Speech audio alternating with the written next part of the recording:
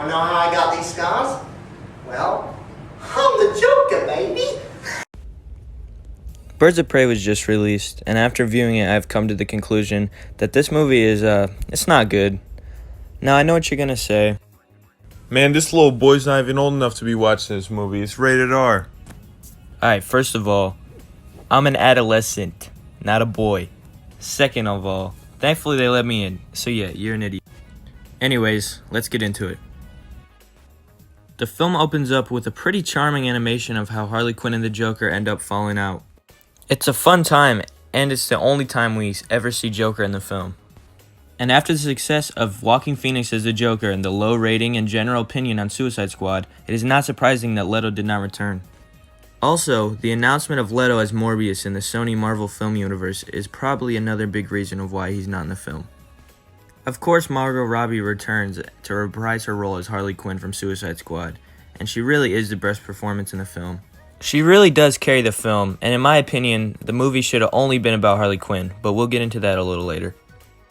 I feel that the movie is very mismanaged as jumping back from the past to the future, back to the present, with Harley narrating for most of the movie. And it becomes a tad bit annoying as a scene you've invested in goes on and Harley stops it halfway through just to take you to another.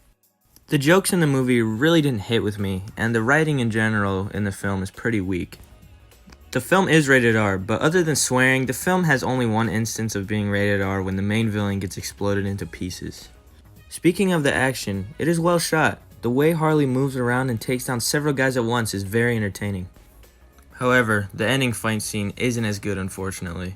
The main conflict in the movie, other than Joker and Harley breaking up, is Roman Sionis looking for the diamond with the codes inside that will lead him to riches, but is stolen by Cassandra Cage, a young pickpocketer. She swallows it to hide from the police after being detained. Harley is captured by Roman Sionis, who intends to kill her, but they negotiate a deal where Harley goes and looks for the diamond and Cassandra Cain in exchange for her life.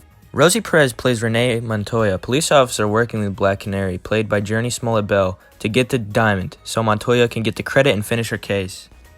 Black Canary is a singer at Black Mask's Club. She is pretty important to the story.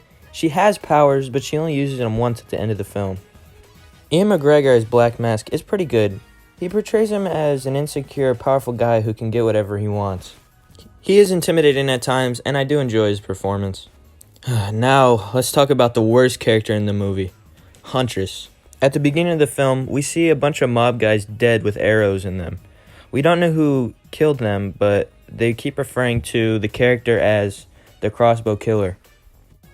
Her motive is that her family was murdered, and she hunts down all involved. She shows up at the end to help the crew, but she is so freaking uninteresting, and not to mention her costume is just stupid looking.